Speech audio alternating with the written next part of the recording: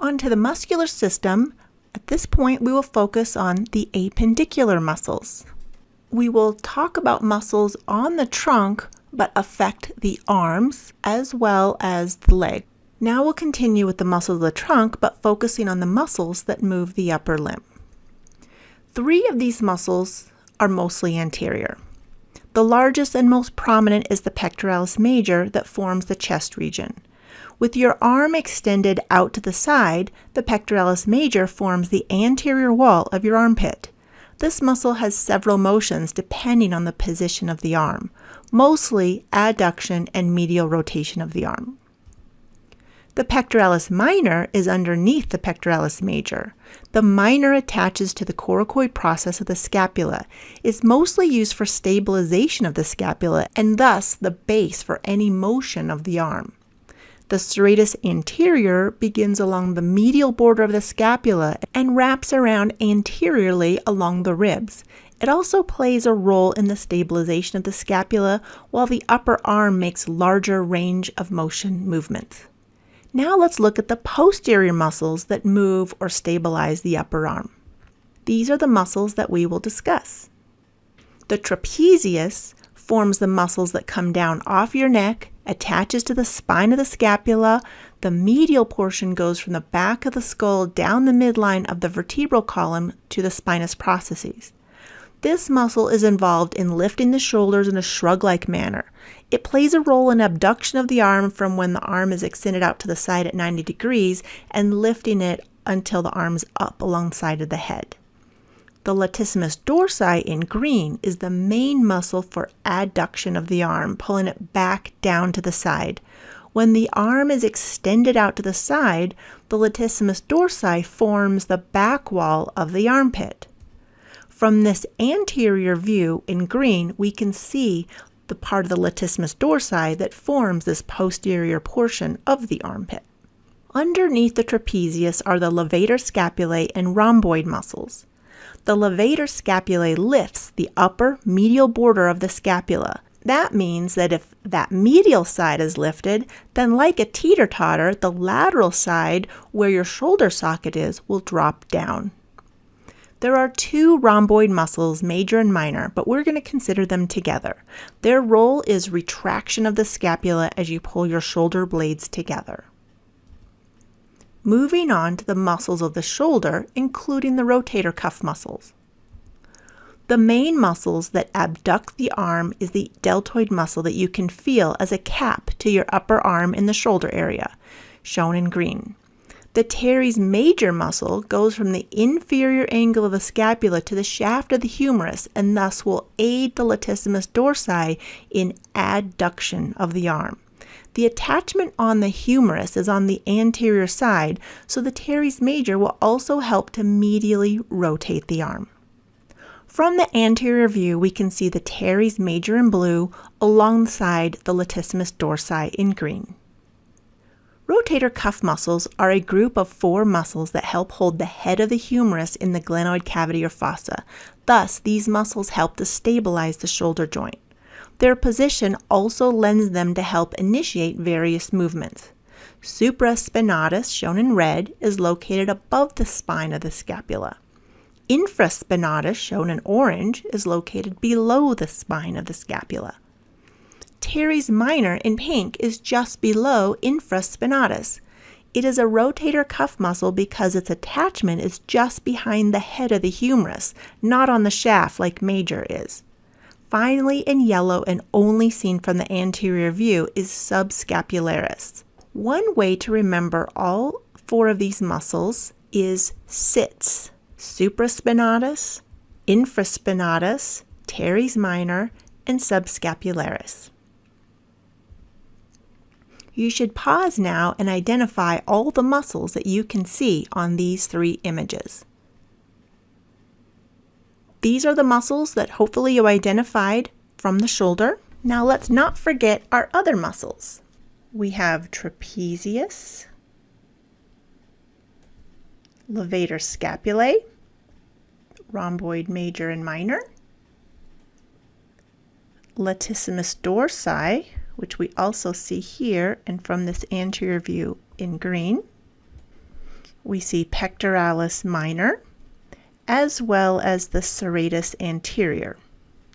We can also see the cut edges of pectoralis major and the deltoid. The arm is the region commonly referred to as the upper arm. There are 3 on the anterior surface involved in flexion and 1 on the posterior surface for extension. We'll start in the middle of the list to the most familiar muscle, the biceps brachii. It's indicated in blue. It has 2 heads, and you can see the split with one head to the coracoid process and the other to just above the glenoid cavity. Biceps brachii flexes the forearm and is the prime mover when the forearm is in the supinated position. In the gym, these are known as bicep curls. Beneath the biceps brachii is a much larger muscle, the brachialis, shown in green. Brachialis also flexes the forearm, but it's the prime mover when the forearm is in the pronated position. In the gym, these are known as hammer curls. Coracobrachialis is a small muscle along the long head of the biceps brachii. It aids in flexion and adduction of the arm. Here we can see the action of the biceps brachii with the forearm in the supinated position.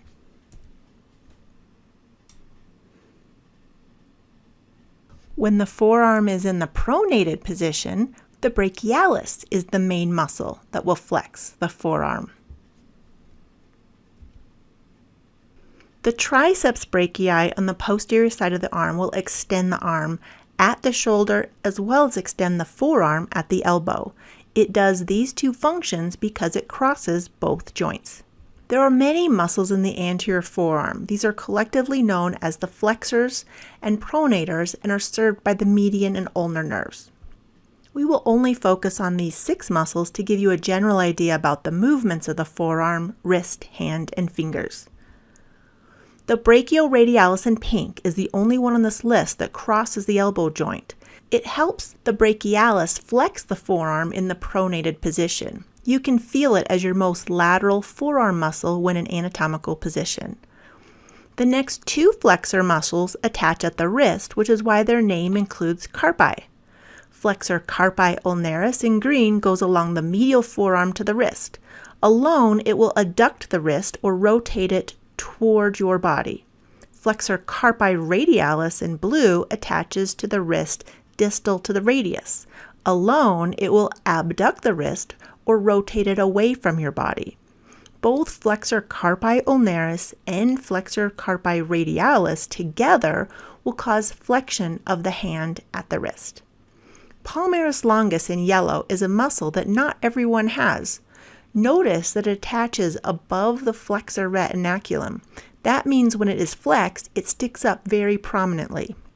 This is a great example of the palmaris longus tendon. One of the muscles that flex the finger is flexor digitorum superficialis. You can only see a small part of the muscle belly, shown in green, but the tendons extend to the middle phalange to help flex the fingers. Pronator teres in pink help to rotate the radius over the ulna to elicit the pronation motion. Pronator teres has a helper that is located distally and deeper under the tendons here. Supinator is a muscle on the posterior side that will do the opposite motion, supination. It will flip the radius back over to return to anatomical position and the palm facing forward or upward if the elbow is flexed. You cannot see it on this image, but I wanted to mention it as an antagonist to the pronator muscles. Here are the muscles of the posterior forearm, mostly extensors and mostly innervated by the radial nerve. This abbreviated list is what we will cover here. On the posterior forearm, we have extensors. So in anatomical position, the lateral side will have extensor carpi radialis longus and extensor carpi radialis brevis. On the medial side will be extensor carpi ulnaris. To extend the hand, these 3 muscles work together. To abduct or adduct the hand, the muscles on the medial or lateral sides must work with their flexor counterparts. For example, to abduct the wrist, extensor carpi radialis and brevis, along with their flexor counterpart on the other side, not shown in this picture, must contract. To adduct the wrist, extensor carpi ulnaris, along with flexor carpi ulnaris on the anterior side, must contract together. The muscle that extends the fingers backward is extensor digitorum, going to the 2nd through 5th fingers. The anatomical snuff box is seen on the posterior aspect of the thumb when you both flex and abduct the thumb. This is a dip-like space that is formed by the ligaments of 3 muscles. The most medial is the extensor pollicis longus, and the most lateral border is made by tendons from extensor pollicis brevis and abductor pollicis longus. Retinacula are connective tissue bands that contain the tendons across the posterior and anterior sides of the wrist. It is through the flexor retinaculum on the anterior surface that the median nerve also travels. With repetitive motion, the friction inside this confined space will lead to carpal tunnel syndrome and irritation of that median nerve.